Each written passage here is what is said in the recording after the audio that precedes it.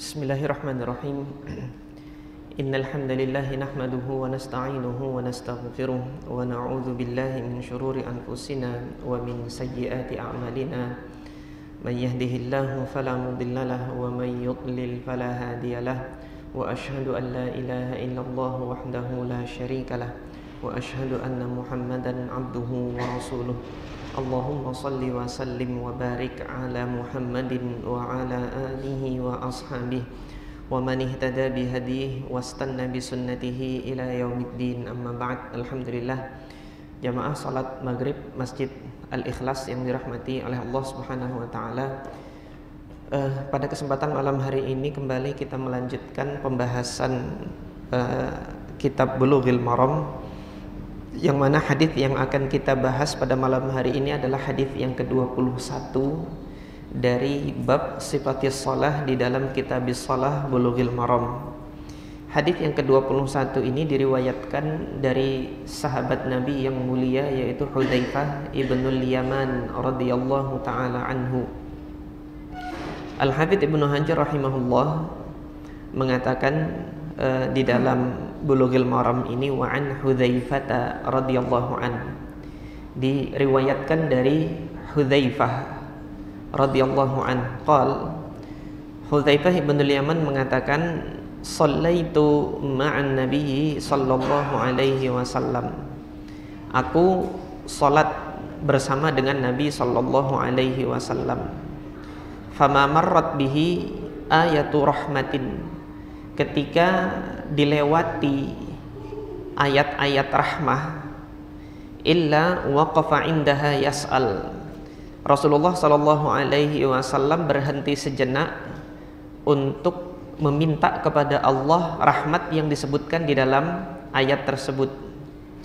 Wala ayatu adzabin, tidaklah Rasulullah ketika membaca terlewati ayat-ayat yang menyebutkan tentang azab Allah azza wa jal, illa ta'awwadha biha, kecuali Rasulullah sallallahu alaihi wasallam berhenti untuk memohon perlindungan kepada Allah dari azab yang disebutkan di dalam ayat tersebut. Al-hadits akhrajahu al-khamsah, diriwayatkan oleh al-imam yang 5, yaitu al-imam Ahmad ibn Hanbal, kemudian ashabus sunan al-arba'ah, yaitu al-imam Abu Dawud, kemudian al-imam At-Tirmidzi, al-imam An-Nasa'i, dan al-imam Ibnu Majah. Wa hassanahu At-Tirmidzi. Nah, Al-Hafidz Ibnu Hajar menukilkan bahwasanya al-imam At-Tirmidzi menghasankan hadis ini. Bahkan al-imam At-Tirmidzi mensahihkan hadis ini, karena Imam Tirmidzi mengatakan hasanun sahih. Hadis ini adalah hadis hasan sahih. Nah, dahulu sudah pernah kita bahas tentang istilah Imam Tirmidzi, apa yang dimaksud dengan hasanun sahih. Nah, ada banyak pandangan dari para pakar ulama hadis. Ada dua yang paling masyhur yang kami sampaikan pada kesempatan sebelumnya. Yang pertama adalah pandangannya Al-Hafidz Ibnu Hajar rahimahullah. Al-Hafidz Ibnu Hajar rahimahullah menerangkan maksud dari hasan sahih ini ada dua klasifikasi, ada dua jenis.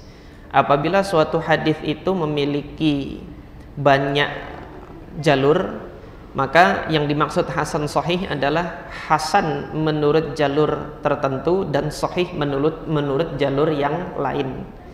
Jika ditinjau dari jalur yang ini dikatakan hasan, dan ketika ditinjau dari jalur yang lain dia sahih, kalau dia memiliki banyak jalur.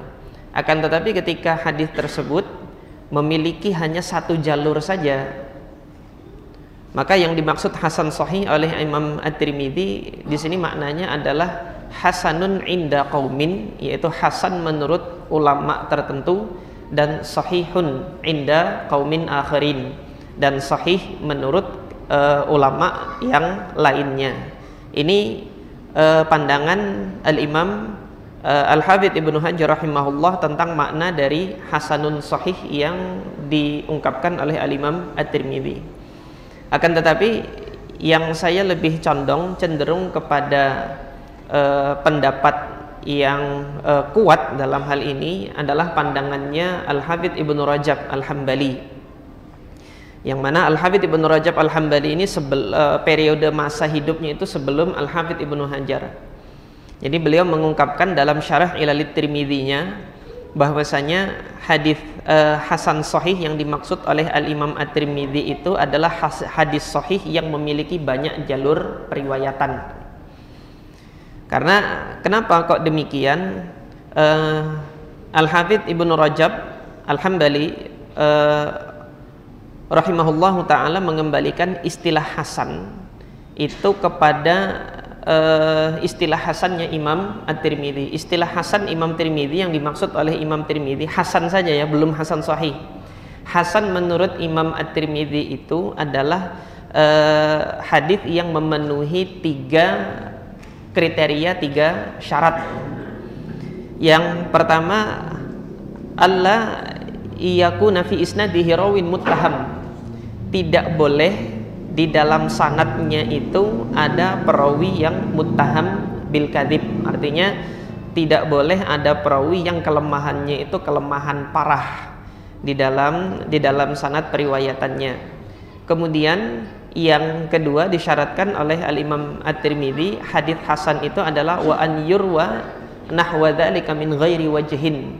Kemudian diriwayatkan dari banyak jalur. Dan kemudian yang ketiga, alla yakunal haditsu syadzan. Hadis ini tidak boleh menyelisihi riwayat yang lebih sahih. Sehingga apa? 3 kriteria inilah yang dinamakan hadis hasan menurut Imam Tirmidzi. Artinya di sini masing-masing pakar itu dia punya definisi sendiri terhadap hadis. Terutama terlebih untuk hadis hasan ini, Imam Tirmidzi dia punya istilah sendiri untuk hadis hasan. Nah, Al-Hafidz Ibnu Rajab ketika melihat definisi hadis hasan menurut Imam Tirmidzi ini dari 3 kriteria ini, alla yakuna rawihi man muttaham wa alla yakuna fi isnadihi rawin muttaham, dan kemudian alla yakuna al-haditsu syadzan, ini sudah diwakili di dalam syarat hadis sahih, sudah masuk di dalam syarat hadis sahih. Karena syarat hadis sahih itu an yattasila isnaduhu, sanadnya bersambung. Kemudian yang kedua, an yakuna rawihi adlan dhabitan, kemudian perawinya itu adil dan perawinya dhabit. 3, wa alla yakuna al-haditsu syadzan, hadis tidak boleh syadz, menyelisihi baik di dalam sanad maupun di dalam matannya. Dan kemudian alla yakuna fihi illah, alla yakuna mu'allalan, tidak terdapat illah, yaitu sebab kedhaifan yang tersembunyi. Nah, 2 syarat ya dari 3 syarat hadis hasan ini sudah tercover dalam syarat hadis sahih ini. Tinggal 1 syarat hadis hasan menurut Imam Tirmidzi yang belum tercover oleh syarat hadis sahih yang 5. Yaitu apa?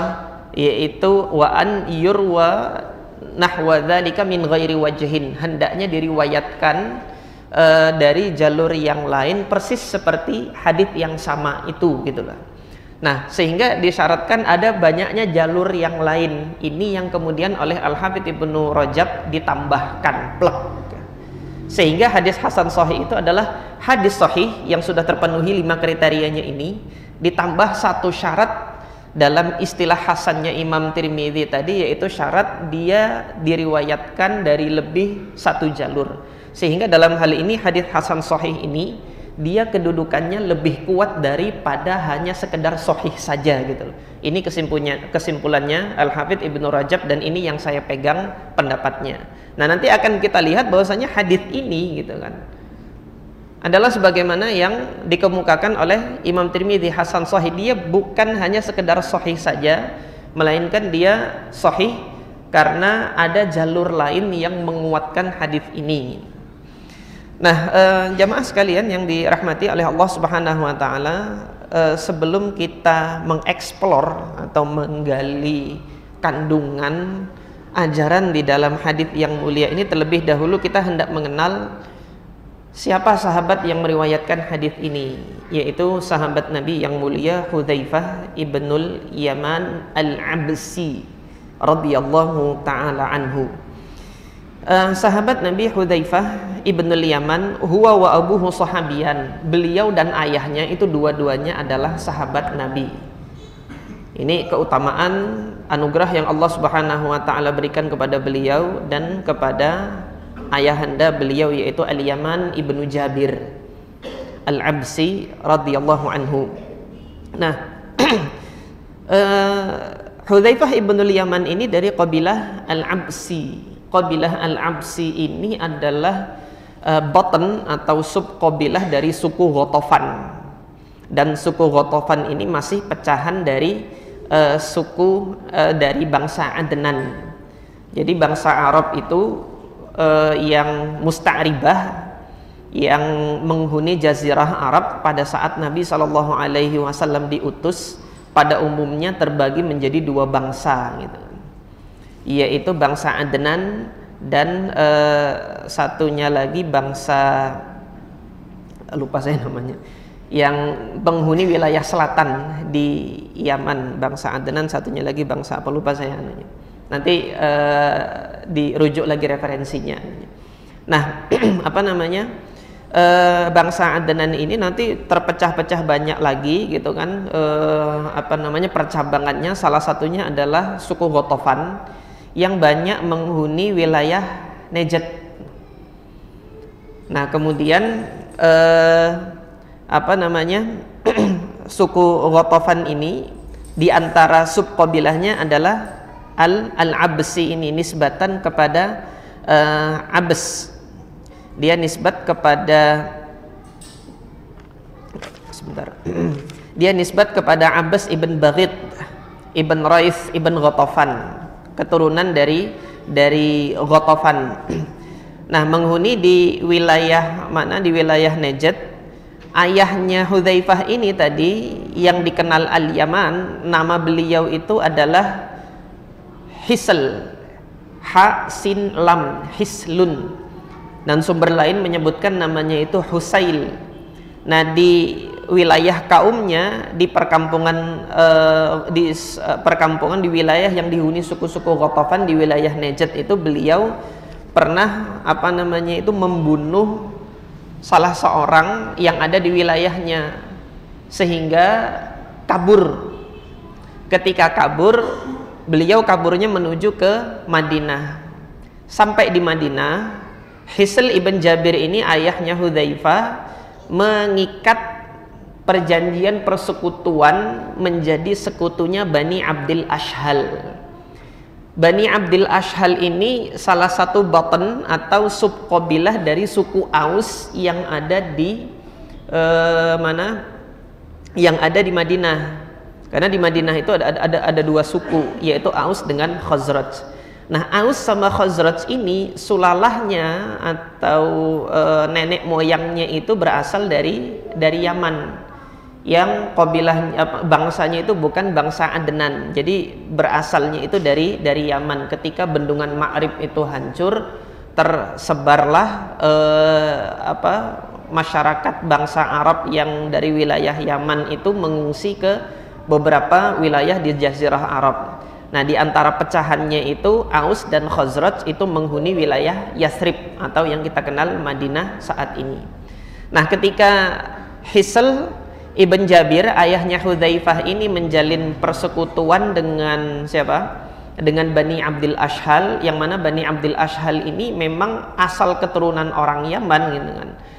Oleh kaumnya dijulukilah Yaman gitu loh. Dijuluki Yaman karena menjalin persekutuan dengan anak keturunan dari bangsa Yaman gitu. Sehingga Hisl itu mulai saat itu dikenal dengan panggilan Al-Yaman, nama aslinya Hislun gitu. Nah, Al-Yaman ini pada saat Nabi SAW hijrah ke Madinah, beliau sudah menjadi sekutunya Bani Abdil Ashhal. Bani Abdil Ashhal itu masuk Islam, dan apa namanya, Al-Yaman ibn Jabir yang merupakan sekutunya Bani Abdil Ashhal juga ikut masuk Islam bersama dengan keluarganya, termasuk putranya ini yaitu Hudzaifah ibnul Yaman. Pada tahun ketiga Hijriah terjadi pertempuran Uhud. Di pertempuran Uhud itu Al-Yaman terbunuh. Terbunuh bukan dibunuh oleh musuh, tapi dibunuh oleh kaum muslimin. Kenapa? Karena tersalah gitu. Jadi pada saat itu pasukan itu belum ada keseragaman pakaian sehingga bisa dilihat ini pasukan bagian dari kami atau bagian dari musuh gitu. Ketika telah berkecamuk perang itu ada apa namanya itu posisi dari sebagian pasukan yang mengira Al-Yaman ibnu Jabir ini dia adalah bagian dari musuh, sehingga kemudian diseranglah oleh salah seorang dari kaum muslimin. Melihat kemudian Al-Yaman ini diserang dan kemudian dilukai, Hudzaifah berteriak, "Abi, abi, dia ayahku, dia ayahku." Nah, tapi sudah terlanjur wafatlah siapa? Al-Yaman ibnu Jabir ini. Nah, akhirnya apa namanya di akhir dari pertempuran pertempuran Uhud tahun ketiga Hijriah. Pertempuran Badar kan 2 Hijriah. Ini terjadinya di pertempuran Uhud di mana kaum muslimin itu mengalami kerugian besar, mengalami kekalahan. Nah, sebagian sejarawan mengatakan kaum muslimin kalah di perang Uhud. Tapi sejatinya kaum muslimin belum kalah di perang Uhud. Nanti setelah ini baru saya sampaikan kenapa kok kaum muslimin belum kalah di perang Uhud. Nah, kemudian melanjutkan biografi dari Hudzaifah ibnul Yaman ini yang berkaitan dengan ayahnya. Setelah perang Uhud, Nabi SAW itu hendak membayarkan diat terbunuhnya siapa? Yaman ibnu Jabir ini tadi. Hendak membayarkan diat diberikan kepada Hudzaifah, tapi Hudzaifah mengatakan bayaran diat ini aku sedekahkan kepada kaum muslimin. Beliau enggak mengambil diat itu sedikit pun. Maka Nabi SAW itu sangat senang dengan perilakunya Hudzaifah ini. Di hadapan Nabi, Hudzaifah ini mendapatkan kebaikan yang amat sangat banyak dari Allah Azza wa Jalla. Dan ini merupakan kebaikan dari Hudzaifah ibnul Yaman, keberkahan dari Hudzaifah ibnul Yaman yang mana beliau menyedekahkan semua diat yang dibayarkan kepada beliau sebagai terbunuhnya ayahnya ini karena tersalah. Jadi masuk dalam kategori apa namanya itu qatlul khata', pembunuhan yang tidak disengaja karena tidak diketahui. Nah, tadi saya sampaikan ini keluar dari tema sedikit bahwasanya kaum muslimin di pertempuran Uhud itu sejatinya tidak kalah. Kenapa? Yang pertama, tradisi masyarakat Arab, pihak yang menang itu menduduki tempat bertempur itu setidaknya 3 hari untuk memastikan pihak musuh tidak melakukan serangan balik atau serangan balasan, sehingga paling tidak 3 hari menduduki wilayah pertempuran. Ini yang dilakukan Nabi Muhammad ketika perang Badar. Jadi pada saat sudah selesai perang, Nabi bermukim 3 hari di Badar untuk menunjukkan kami sudah menguasai wilayah ini gitu kan, dan memastikan musuh tidak ada upaya serangan balik atau serangan balasan. Nah, jadi seperti itu. Nah, pada pertempuran Uhud ketika pasukannya Abu Sufyan itu berhasil mendesak kaum muslimin masuk ke dalam celah-celah gunung Uhud gitu kan, di sore harinya mereka pulang kembali ke Mekah. Nah, jadi Abu Sufyan belum berhasil menduduki wilayah Uhud itu dalam 1 kali 24 jam gitu. Sehingga belum bisa dikatakan Abu Sufyan menang pada saat itu untuk pertempuran Uhud. Jika demikian, kaum muslimin juga belum bisa dikatakan kalah. Nah, sebagai bentuk apa namanya itu pembuktian bahwasanya kaum muslimin belum dikalahkan, keesokan paginya kaum muslimin yang ikut dalam pertempuran Uhud diminta Nabi berangkat untuk membuntuti, menyusul jejak pasukan kafir Quraisy yang dipimpin oleh Abu Sufyan untuk memastikan mereka tidak kembali lagi ke Madinah. Maka terjadilah ekspedisi Hamraul Asad namanya. Ekspedisi Hamraul Asad gitu. Ini adalah kelanjutan dari perang Uhud gitu. Nah, ketika Nabi sudah sampai di lembah Hamraul Asad menunggu dan memastikan bahwasannya rombongannya Abu Sufyan itu tidak kembali lagi ke Madinah, itu Nabi menetap di situ selama 8 hari. Artinya Nabi SAW menunjukkan bahwasanya kami masih punya upaya untuk melakukan serangan balasan di kemudian harinya. Kalau memang mau bertempur, kita siap bertempur di Hamra'ul Asad gitu. Tapi faktanya pasukan kafir Quraisy tidak kembali lagi gitu kan. Bahkan untuk mampir ke Hamra'ul Asad sekalipun mereka tidak. Nah, maka atas dasar dua fakta ini, sebagian sejarawan itu berpendapat sejatinya kaum muslimin lah yang memenangkan pertempuran Uhud. Hanya saja kaum muslimin mengalami kerugian berupa korban jiwa yang banyak pada saat itu. Nah, di antara yang terbunuh pada pertempuran Uhud adalah Yaman ibnu Jabir ini tadi, sebagaimana yang kami kemukakan. Nah, kemudian Hudzaifah ibnu Yaman ini lebih dikenal dengan gelaran Sahibu Sirrin Nabi sallallahu alaihi wasallam, pemegang rahasianya Nabi sallallahu alaihi wasallam. Rahasia apa? Rahasia tentang person orang-orang munafik di Madinah.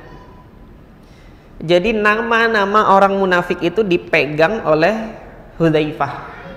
Dan tidak ada sahabat Nabi yang mengetahui nama-nama itu kecuali Hudzaifah. Karena pada saat turun wahyu dari Allah yang menyebutkan nama-nama orang munafik di Madinah itu, untanya Nabi Muhammad itu kabur. Jadi pada saat wahyu itu turun kan berat gitu. Untanya Nabi kabur, dikejar oleh siapa? Hudzaifah, ditangkapkan oleh Hudzaifah. Hudzaifah membawakan kepada Nabi. Setelah dibawakan kepada Nabi, Nabi menjelaskan tadi telah turun wahyu tentang orang-orang munafik di Madinah. Mereka adalah ini disebutkan oleh Nabi. Nah, jangan Anda beritahu kepada siapapun sepanjang hidup Anda gitu. Nah, maka itu yang dipegang oleh Hudzaifah. Beliau tidak memberitahukan kepada siapapun dari kaum muslimin tentang siapa-siapa saja yang munafik di Madinah. Nah, mengetahui hal ini, Umar ibn al-Khattab radhiyallahu taala anhu, ketika beliau itu menjadi khalifah di Madinah, kalau ada masyarakat Madinah yang wafat, beliau mesti mengajak siapa? Hudzaifah ibn Yaman untuk menyolatkan. Ayo kita solatkan fulan bin fulan ini gitu. Minta diajak Hudzaifah. Ketika Hudzaifah itu nanti di tengah jalan menyingkir dan menolak untuk menyolatkan fulan tersebut, maka disitulah Umar bin Khattab juga tidak mau menyolatkan orang itu karena orang itu adalah orang munafik. Nah, di sini caranya Umar ibn al-Khattab untuk mengetahui siapa-siapa yang munafik. Jadi beliau nggak tanya. Kalau tanya sama Hudzaifah berarti kan mengkhianati kepercayaan Nabi kepada Hudzaifah. Jadi para sahabat bertanya saja tidak gitu loh.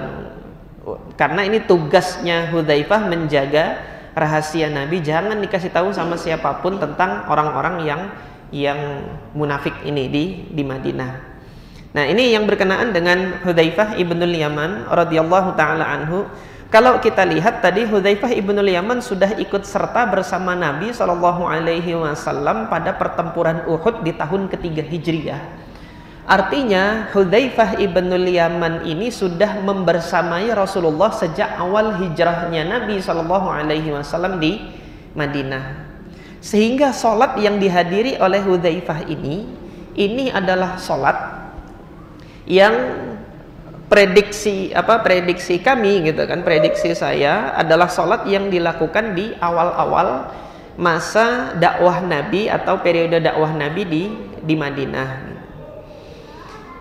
Dan di dalam redaksi yang dibawakan oleh Al-Hafidz Ibnu Hajar ini tidak disebutkan sholat apa itu, kan demikian. Kalau antum buka nanti Bulughul Maram, antum tidak melihat itu sholat apa. Sehingga mungkin sebagian dari kaum muslimin nanti menyangkanya ini sholat 5 waktu gitu loh. Tapi ini adalah sholat sunnah, dia bukan sholat 5 waktu.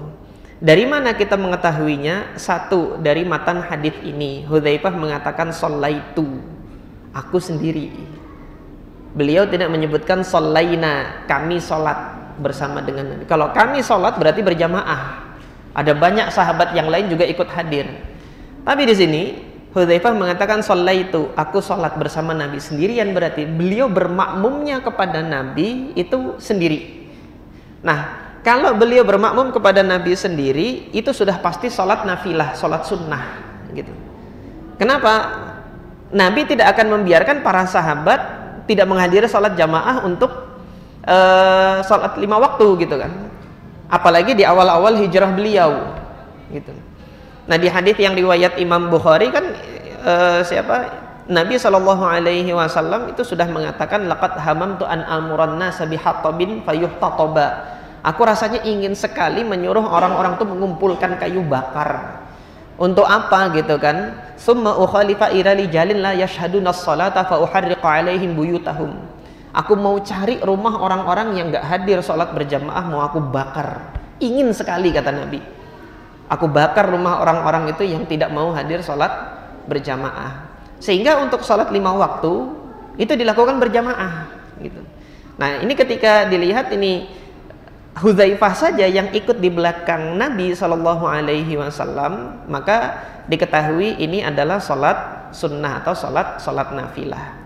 Ini yang pertama. Kemudian yang kedua, alhamdulillah dari jalur lain kita mendapati keterangan bahwasanya ini adalah sholat malam, yaitu di dalam riwayat Imam Ahmad ibn Hambal di dalam musnadnya, bahwasanya sholat yang dihadiri oleh Hudzaifah ibnul Yaman ini adalah sholat malam.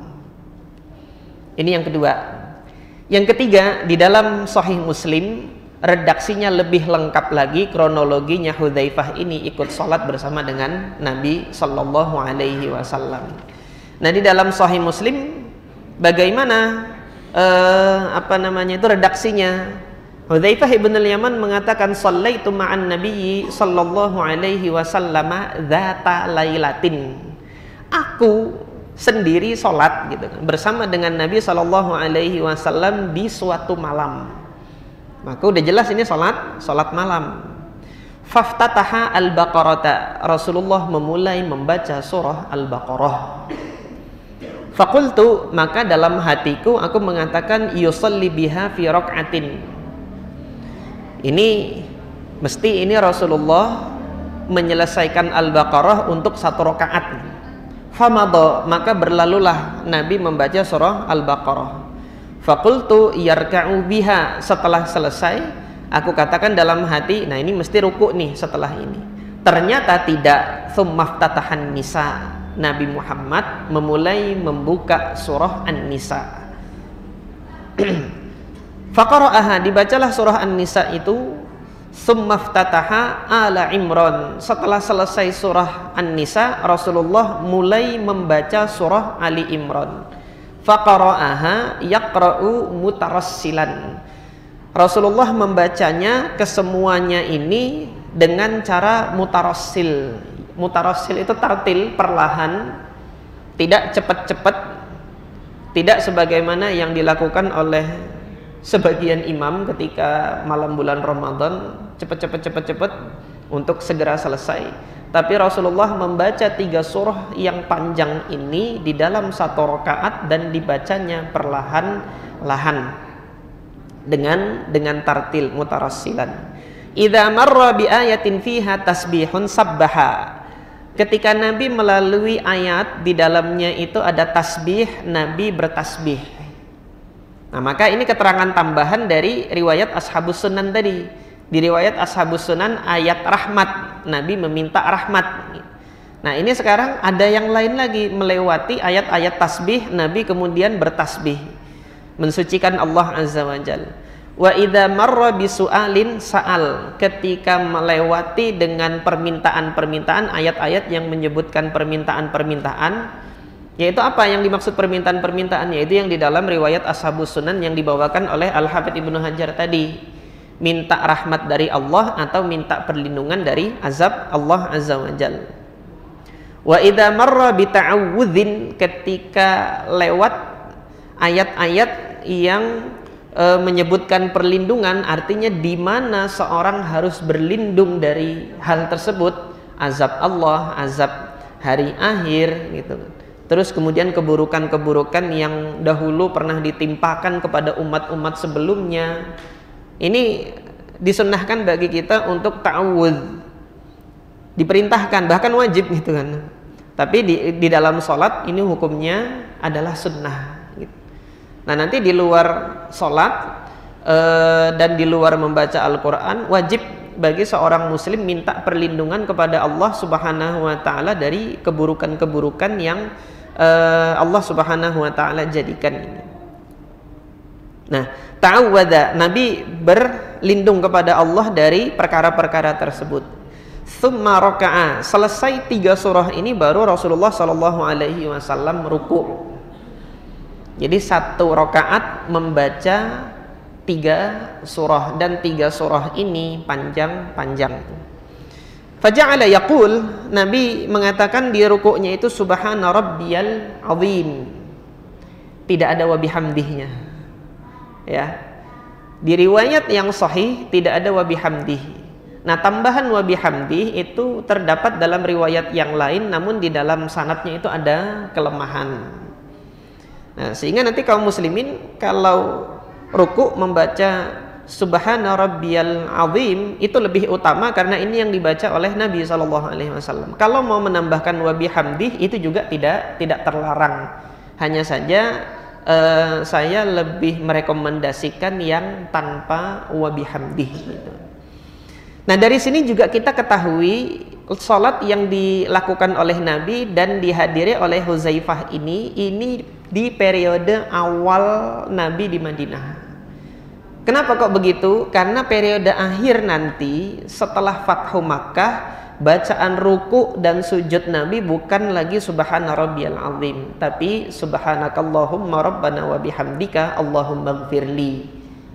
Ini menjelang nanti Nabi mendekati tahun wafat beliau, yang lebih banyak Nabi ucapkan dalam sujud dan rukuknya itu adalah subhanakallahumma rabbana wa bihamdika Allahumma gfirli, sebagai bentuk ketaatan kepada Allah setelah turunnya surah An-Nasr. Idza jaa nasrullahi wal fath wa ra'aitan nasa yadkhuluna fi dinillahi afwaja fasabbih bihamdi rabbika wastaghfir innahu kana tawwaba. Kalau kamu sudah melihat satu pertolongan Allah, idza jaa nasrullah, ketika sudah datang pertolongan Allah, kata Allah, wal fath, dan kemenangan yaitu Fathu Makkah, 2 tanda. Wa ra'aitan nas, kamu lihat manusia-manusia gitu kan, yadkhuluna fi dinillahi afwaja, sudah pada masuk agama Allah dengan berbondong-bondong, berduyun-duyun gitu kan. 3 tanda ini sudah Anda lihat gitu kan. Fasabbih, kata Allah, bertasbihlah. Maka di sini Nabi SAW dalam sholatnya, ruku dan sujudnya subhanakallahumma, karena melaksanakan perintah fasabbih tadi.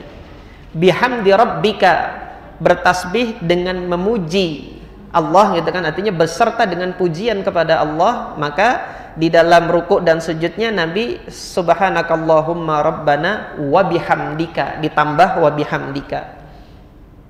Dan kemudian kelanjutan ayatnya tadi apa? Wastaghfirhu, mintalah ampun kepadanya, kepada Allah Azza wa Jalla. Maka di dalam ruku dan sujudnya Nabi tadi menambahkan Allahumma gfirli, subhanakallahumma rabbana wa bihamdika Allahumma gfirli. Ini yang dibaca oleh Nabi di periode akhir masa hidup beliau setelah turun surah An-Nasr, setelah surah An-Nasr. Sehingga kita bisa ketahui bahwasanya hadis ini itu tadi yang dihadiri oleh Hudzaifah, salat malam Nabi yang dihadiri Hudzaifah ini pada periode awal-awal sebelum Fathu Makkah. Nah, indikator-indikatornya kita lihat tadi, sudah turun surah Al-Baqarah, berarti sudah turun surah An-Nisa, sudah turun surah Ali Imran. Fakana ruku'uhu nahwan min qiyamihi, rukuknya Nabi ini sekiranya hampir sama dengan berdirinya tadi. Panjang gitu kan berarti. Berdoa lama di situ. Setelah subhana rabbiyal azim berdoa lama, panjang rukuknya. Ya antum bayangkan baca 3 surah ini berdirinya itu berapa menit gitu kan. Nanti yang pernah hataman 3 surah sekali duduk ini nanti bayangkan kalau itu antum sambil berdiri salat malam. Dan rukuknya juga seperti itu panjangnya gitu kan. Tsumma qala, kemudian bangkit, sami Allahu liman hamidah, tsumma qama tawilan. Di sini pun Nabi berdirinya panjang. Qoriban mimma raka', hampir sama sebagaimana panjang rukuknya itu. Panjang lagi iktidalnya Nabi gitu kan. Faqala subhana rabbiyal a'la, dan Nabi mengatakan subhana rabbiyal a'la tanpa wa bihamdih di sini gitu. Tanpa wa bihamdih gitu. Nah, nanti kaum muslimin yang mau menambahkan wa bihamdih itu boleh. Sekali lagi saya katakan boleh. Meskipun tadi di dalam riwayat yang didapati ada tambahan wa bihamdih itu ada kelemahan dalam sanadnya. Kenapa kok boleh? Nah, dalilnya tadi surah An-Nasr tadi gitu kan, fasabbih bihamdi rabbika. Gitu. Bertasbihlah dan juga disertai dengan memuji Allah. Jadi secara umum tasbih dan hamdun, itu tasbih dan pujian ini boleh dilakukan setelah turunnya surah An-Nasr ini tadi. Jadi kalau mau menambahkan nggak apa-apa.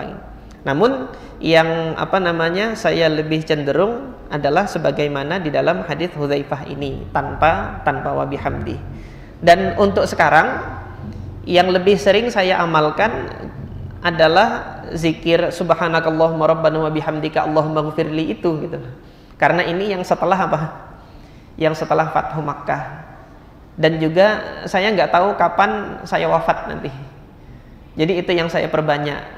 Karena Nabi SAW memperbanyak subhanakallahumma rabbana wa bihamdika allahumma ghfirli ini karena surah An-Nasr ini tanda waktu wafatnya Nabi itu akan segera tiba.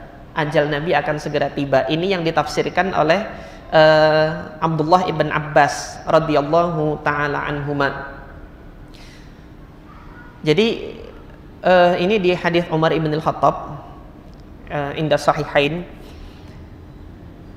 karena ashabu syura li Umar ibn al-Khattab. Jadi Umar bin Khattab itu majelis syuranya itu yang dimintai pendapatnya untuk memerintah, untuk beliau itu mengurusi urusan-urusan umat. Majelis syuranya itu adalah ahlul Quran gitu loh. Jadi harusnya anggota DPR, MPR itu harus hafal Quran gitu. Makmur itu bangsa kita. Kalau yang ada anggota DPR sampaikan aja ini video saya. Karena dulu Umar bin Khattab anggota majelis syuranya itu penghafal Quran. Nah, di antara yang hafal Quran adalah Abdullah bin Abbas. Usianya masih muda. Karena Abdullah bin Abbas itu kan baru lahir tahun ke-10 kenabian, itu baru lahir. Artinya Nabi hijrah, Abdullah bin Abbas baru 3 tahun usianya gitu kan.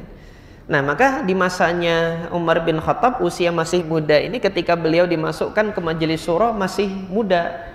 Sama yang senior-senior ya dianggap beliau masih bocil gitu loh. Tapi meskipun demikian beliau punya kemampuan, disinilah ditunjukkan oleh Umar ibn al-Khattab gitu. Jadi oleh anggota-anggota lain yang lebih senior mengatakan ma laka an tudkhila hadzal syabab gitu kan, hadzal fata walana abnaun mithluhu. Kenapa kok engkau memasukkan Abdullah bin Abbas ini di tengah-tengah kita? Kita juga punya anak yang usianya sama sama dia gitu. Kok beliau bisa masuk berjajar dengan kita duduk di sini gitu kan? Maka Anda belum tahu keilmuan beliau ini dalam hal Al-Qur'an. Coba ketika Allah Subhanahu wa taala menurunkan surah An-Nasr, apa kandungan ajarannya menurut Anda gitu kan? Nah, maka kata orang-orang yang lebih senior tadi yang di majelis syuranya Umar bin Khattab mengatakan, ya Allah memerintahkan kita untuk bertasbih dan memuji Allah dengan hamdun serta memohon ampun kepada Allah kalau sudah terjadi kemenangan Fathu Makkah ini gitu kan. Maka Umar bin Khattab menoleh kepada Abdullah bin Abbas, ahakadza taqul ya ibn ammin Nabi gitu kan. Apakah demikian penafsiran Anda wahai putra dari pamannya Nabi? La, tidak, kata Abdullah bin Abbas. Idzan madza taqul? Kalau begitu apa pendapat Anda? Hadza ajalun Nabi. Ini adalah pertanda ajalnya Nabi. Kata siapa? Kata Abdullah bin Abbas radhiyallahu taala anhuma. Maka Umar bin Khattab mengatakan, ya seperti ini dulu juga saya mendengar dari Nabi sallallahu alaihi wasallam. Di situ Umar bin Khattab hendak menunjukkan dengan mudanya usia beliau itu, pemahaman beliau terhadap Al-Qur'an itu jauh lebih dalam daripada yang lain yang usianya itu lebih senior daripada beliau. Ini keutamaan yang Allah Subhanahu wa taala berikan kepada ahli ilmu. Nah, jadi habis waktu. Ini yang saya amalkan di dalam rukuk dan sujud saya lebih sering untuk mengucapkan subhanakallahumma rabbana wa bihamdika allahumma ighfirli. Nah, nanti antum terserah, nggak usah ikut kalau mau ikut saya alhamdulillah gitu kan, untuk memperbanyak yang ini. Kalau nanti zikir yang lainnya juga silahkan gitu loh. Rasulullah Shallallahu Alaihi Wasallam banyak mencontohkan, meneladankan bacaan-bacaan zikir rukuk dan sujud itu agar kita memilih mana yang paling mudah sehingga kita amalkan itu di dalam salat-salat kita. Nah, ini demikian hadis Hudzaifah ibnul Yaman ketika beliau salat bersama dengan Nabi Shallallahu Alaihi Wasallam. Ada banyak pelajaran dari hadis yang mulia ini, diantaranya menunjukkan sunnahnya berdoa di dalam sholat ketika membaca Al-Quran. Tapi ini lebih khusus, kesunnahannya ini dilakukan untuk sholat sunnah nawafil, sholat nafilah. Kenapa? Kalau dilakukan di sholat yang wajib, ini akan menambah durasi sholat, dan yang demikian ini bisa saja nanti menjadikan kesusahan atau fitnah bagi makmum yang berada di belakang. Jadi demikian. Ini singkatnya. Selain dari itu ada banyak pelajaran dari hadis Hudzaifah ibnul Yaman, tapi insya Allah di pekan yang akan datang akan kita lanjutkan pelajaran-pelajaran apa saja yang bisa kita ambil dari hadis Hudzaifah ibnul Yaman ini, karena waktu sudah masuk salat Isya. Kita cukupkan sampai di sini. Subhanakallahumma rabbana wa bihamdika asyhadu an la ilaha illa anta astaghfiruka wa atubu ilaik. Assalamualaikum warahmatullahi wabarakatuh.